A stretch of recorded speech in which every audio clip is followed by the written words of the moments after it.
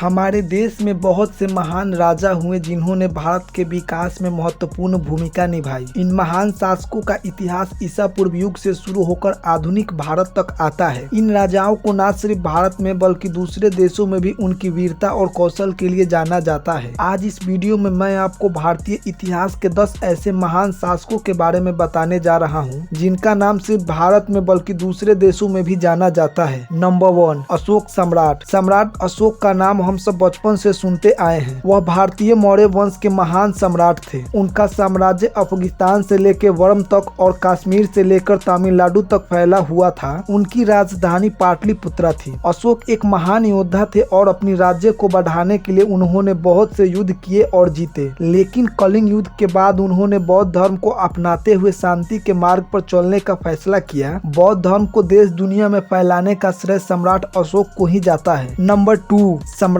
चंद्रगुप्त मौर्य। इतिहास की चर्चा हो और सम्राट चंद्रगुप्त का नाम ना लिया जाए ऐसा संभव नहीं। मौर्य वंश के संस्थापक चंद्रगुप्त को भारत का पहला सम्राट माना जाता है जिसने पूरे भारत में अपना शासन फैलाया। चाणक्य रूपी महान रणनीतिकार को गुरु के रूप में पाने के बाद उन्होंने अपना अभियान शुरू किया। सबसे पहले उन्होंने मगध से नंद वंश को समाप्त कर अपना शासन स्थापित किया और फिर अलग अलग खंडों में विभाजित भारत को अखंड भारत बनाया। नंबर 3, छत्रपति शिवाजी महाराज। इस महान शासक के बारे में कौन नहीं जानता है। शिवाजी एक तरफ जहां वीर योद्धा थे वहीं दूसरी तरफ बेहद दयालु शासक भी थे। पुणे में जन्मे शिवाजी शाहजी भोसले ने ही मराठा साम्राज्य की नींव रखी थी। इन्हें गुरिल्ला युद्ध तकनीक का जनक भी कहा जाता है। मुगलों के खिलाफ उन्होंने इसी तकनीक का इस्तेमाल किया था। नंबर 4, महाराणा प्रताप सिंह। महाराणा प्रताप सिंह उदयपुर मेवाड़ में सिसोदिया राजवंश के राजा थे। महाराणा प्रताप को मुगल शासकों के सामने कभी न झुकने के लिए याद किया जाता है। कई वर्षों तक बादशाह अकबर के साथ युद्ध करने वाले महाराणा प्रताप का इतिहास एक प्रेरणा की तरह है। उन्होंने अपना सारा जीवन राष्ट्र, कुल और धर्म की रक्षा के लिए समर्पित कर दिया था। इतिहास में उनका नाम आज भी वीरता और दृढ़ प्रतिज्ञा के लिए अमर है। नंबर 5, मुगल बादशाह अकबर।